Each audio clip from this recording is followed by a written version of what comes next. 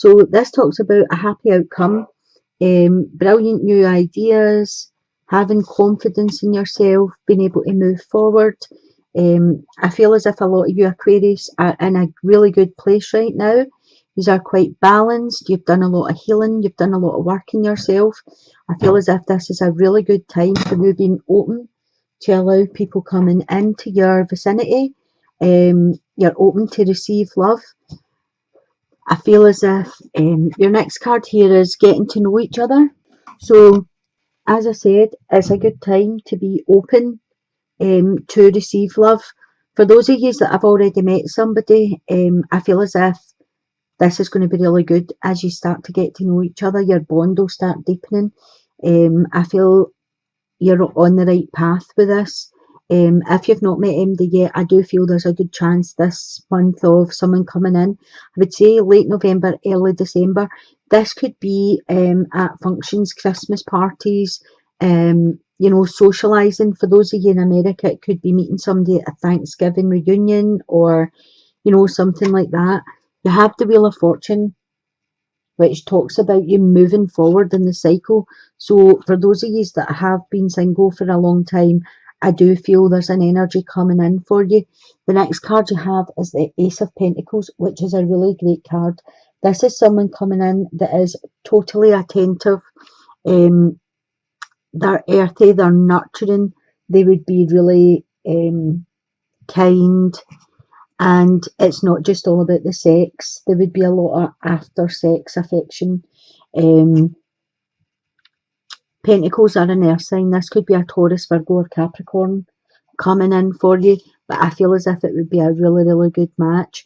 For those of you, I feel like some of you are wanting love to come in, but you aren't open for it.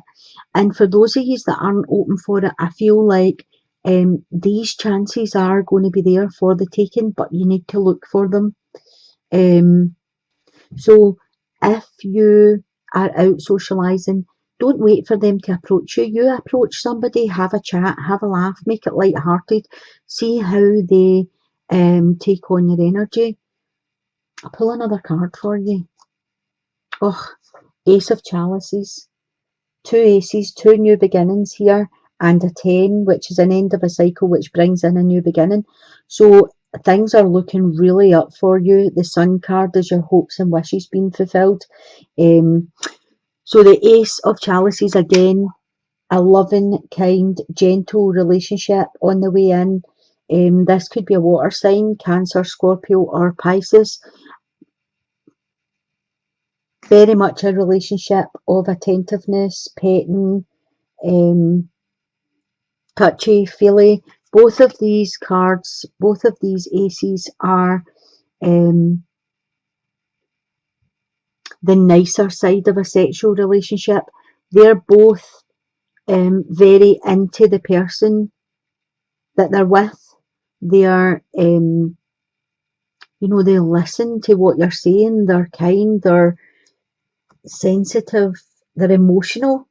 And the Ace of Chalices, which is the Ace of Cups, is the most emotional card there really is. This is you crying tears of joy. This is, emotional bliss, basically.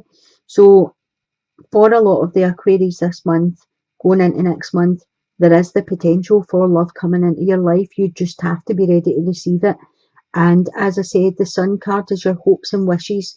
And the Wheel of Fortune is your fortune moving forward. So it's all looking really, really positive for the Aquarius for this month. In the middle here, I have the wheel again. So you have the wheel here in the singles and it moves right over here. So this is a time of positive change. A situation is going to suddenly move forward for you. Fortune is going to be on your side.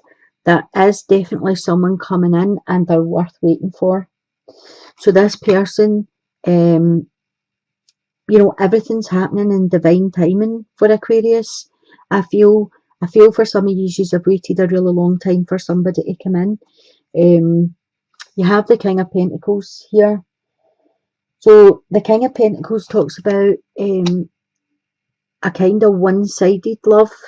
So this could have been somebody that you're moving away from, or it could have been somebody that comes in, but I feel as if you'll spot their energy right away. And this is an energy where it's kind of a brute energy where I'm saying he because it's a king, it could be he or she decides what they want is for the taking. So just be wary of this energy coming in. You also have the Six of Swords, which talks about respecting each other, having mutual ideas, mutual interests, being into the same things. Yous are loving, yous are kind together. So be wary of this King of Pentacles coming in because there is something better there for you. The Three of Pentacles. So the Three of Pentacles talks about holding on. Once you've found what you're looking for, holding on tight to it. I feel as if there will be a click for you. Somebody's going to walk into your life, you're just going to click with them. And then the cards are telling you, there might be differences in opinions, there might be differences in things you do, things you like, but underneath it all, when you strip it all away, this person is good for you, they're worth waiting for. For the couples, I've got the Three of Fire, which talks about things looking good, abundance. This is a time for you to make long-term plans, have patience at this time. So this could be the one that you're with just now. This could be the one. You've already met the romantic partner you're seeking. So this is a time where things are just looking very good for you. There's abundance coming in, there's stability. A 3's one away from a 4, and a 4 is a foundation, a stability. And I feel as if you have 2 7s here. You have the 7 of Swords and the 7 of Pentacles. Okay, so for those of you that are in a couple, I think it's time to start asking yourself questions. Why are you acting bored? Why are you acting if this person's not enough for you? You have it in your head that there's something more out there, there's something better out there, the grass is greener. I feel as if this is going to take a wee bit of work for you to get back on track here, if it's back on track you want to do. Maybe there's some of you that are wanting to walk away from this relationship, but the cards are saying this could be the one. The number 7 talks about reflection. It talks about motives, talks about things being in perfect order, observation. Take a look at what's missing in your life. Take a look at, is it to do with this partner you're with that you're feeling a void?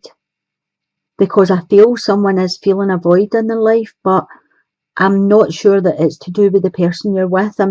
I think for some of you it's to do with your own life. This is about looking inside and seeing what's missing for you. But one of you is acting bored in this relationship or uninterested.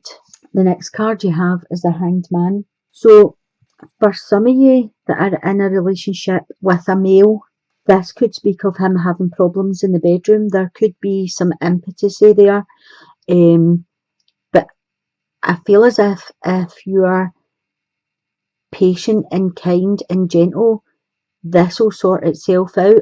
I don't know if some of you are feeling, if this is a man listening to this, I don't know if you're feeling as if your partner's acting uninterested and that's why this is happening to you.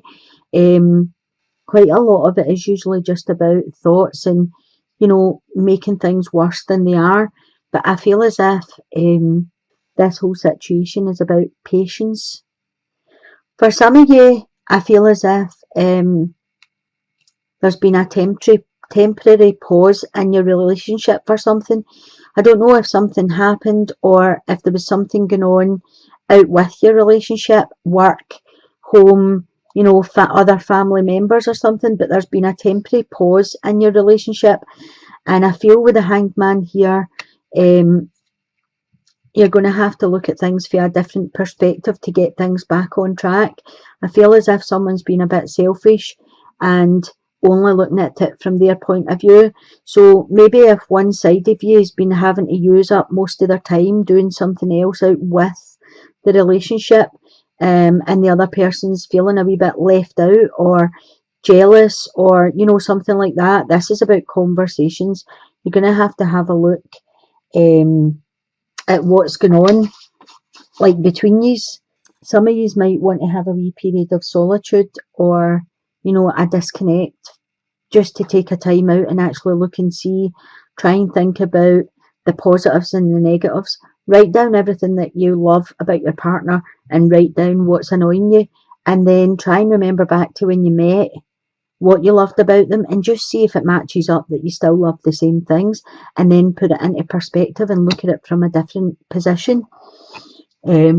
I'm going to pull a wee card from the Whispers of Love for you and see if we can get an overall message.